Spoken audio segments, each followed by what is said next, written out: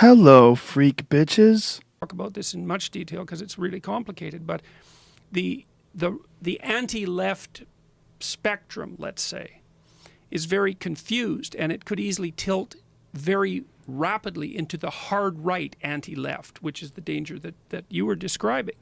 And partly what I'm hoping is that I can talk to people who might conceivably be on that developmental pathway because they're tired of being accused of implicit racism, let's say, and say, look, you can be anti-radical left without falling all the way into the far right, and here's how you might do it. But that means I have to talk to them, and then if I talk to them, that means I risk association with them, and that risks being tainted. It's a very tricky line to walk. Well, it's also one of the big problems with this hard stance of the left, of the hard left, like this Pepe the Frog thing. Like that anybody, I mean, one of the things that I tweeted was some guy that called me, you just admitted you're a Nazi because I posted a meme that someone had created of me as Pepe the Frog. And apparently there's Pepe the Frog of everybody. And so this guy was like, well, you just admitted you're a Nazi. And I'm like, see, this is a part of the problem. And this creates a massive blowback. People are getting angry because that frog, for the most part, is used humorously. And yeah, actually, you used the phrase defensive humor when we were talking. And it really is. And I think, I mean, I didn't mean to interrupt you, Joe, but no, please do. There's something about the idea that the effectiveness of this meme is that it tangles people with no sense of humor in knots. And and that's a huge part of why those things are generated. That's why they like it. That's exactly right. They love it. Right. Yeah. Yeah. Yeah, I mean, I'm fearing that I'm saying something about this frog and that there's going to be something that's going to emerge that I should know about, that somehow I'm admitting something. But all I'm saying is what I see is a lot of people using it to taunt people who can't figure out. Yes, I think that's the vast majority of it. I do believe that. And I think the same thing about the Kekistani types is that that's almost all humor. Yeah, and there's a massive problem with pushing back against that and calling those people Nazis and racists, and especially when they're just using humor, and especially when it's very clear if you look at all the memes online, and I went thoroughly through Google to find them. There are some abhorrent ones. There are some horrible ones. There are some ones that are with Nazi uniforms. There's some anti-Jew ones. There's some horrific ones. Most of them are not that. Most of them. The vast majority of them are humorous.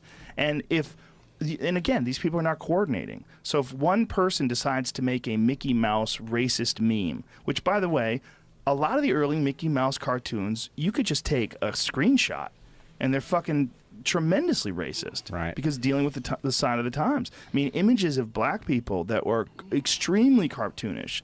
You know, giant lips, black faces, the whole deal. Horribly racist. You could say Mickey Mouse is fucking racist. Don't go to Disneyland. No one's saying that, right? But they could. And this is the slippery slope. You start with the frog, you know?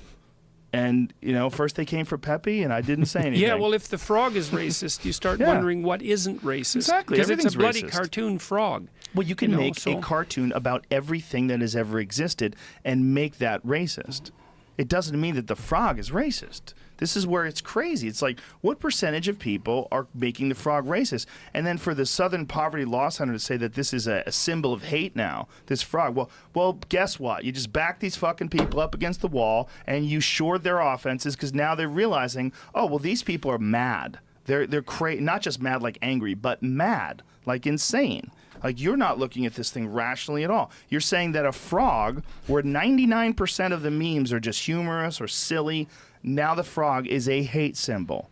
Not only a hate symbol, but Nazi. White supremacist. Yeah. I mean, they're just drying up all of the space between their preposterous perspective and the nightmare at the other end of the spectrum. And the point is, almost all of us live in that intermediate space. Yes. So, yeah, it's almost all thoughts live in that intermediate space. Right. And there's a variability of all thoughts, you know, and there's flexibility of all ideas. And when you're talking about something where it's extremely humorous, you're talking about a humorous frog. I mean, goddamn, to call that all hate when sometimes it's hate. And by who? By whoever the fucking people are that did that hateful thing. Those are the people that are hateful, not the other ones that are using that frog for humor. I mean, this is the fact that this is an argument at all just shows how lost we are in these ideological arguments, this left versus right, extreme end of the spectrum on one end of the field, throwing rocks at the far end of the field. Yeah, it's most of us are in the middle somewhere. It's hopeless if we cannot have discussions about in the a middle. frog. Yeah, about a cartoon Well, that's frog. probably a good Cartoon frog. yeah. I mean, Jesus Christ. Well, It's that's so a nice weird. that's a nice conclusion. Yeah, it might be. It might be.